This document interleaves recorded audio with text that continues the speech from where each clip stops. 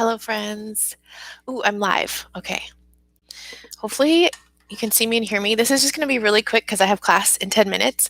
But if I don't film this live, then I will never record it. And so I want to give you my message really quick. I'm multitasking. I lowered my prices at Outschool. So let me explain. I have classes that meet twice a week, and they are very um, core things, math and reading.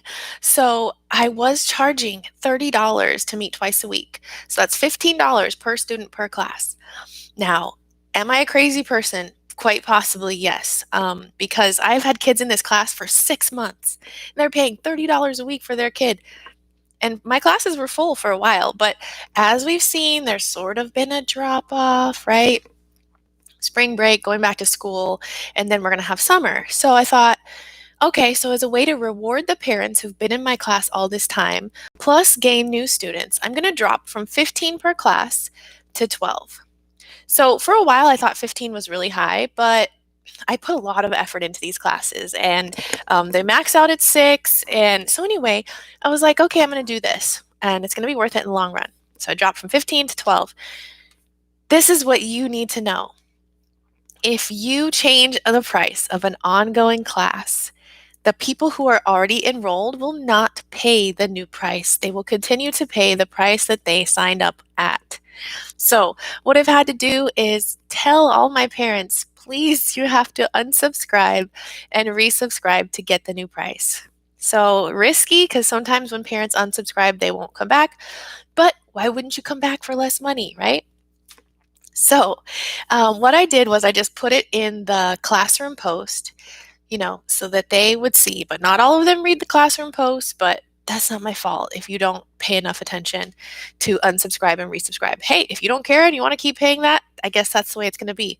But I adore these students, and I really wanted to do something to both get more enrollments as well as reward the parents who'd been paying that high price. I wouldn't pay that price. But again, my classes are beginning reading and beginning math skills, and these are super important foundational skills. And again, I put a lot of work in every week to personalize the classes. So I know my worth. I'm not dropping my price because I think I'm worth less, but I do want to have full classes. So know that. Same thing goes. Oh my gosh, what time is it? Oh, okay. Same thing goes if you raise your price of an ongoing class. The people who are already enrolled are still going to be paying the lower price. So you could be giving them, hey, you just get this discount. Everybody else is going to pay more because you've already been in the class. Just know that. Just know that. So when you make an ongoing class, make sure it's the price that you want parents to pay, because you really don't want to have to fool with unsubscribing and all that stuff. And another mistake that I made, and I can't show you what it looks like, but when you go to change the class times and there's a little X's next to it, and you can delete some of your ongoing classes, make it shorter.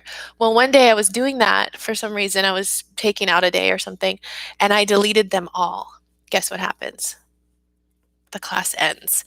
So I had a class that ended, and I had to ask them all to re-enroll because I clicked the X too many times. So I am still learning after, 8 months now, how not to screw up. And every time I screw up, I want to share it with you so that you don't do what I did. But that's the only way to learn, is to screw up, and just make sure that you communicate with the parents, and that you're honest and forthcoming. Make sure that you know your refund policy. I have parents ask me, what is your refund policy?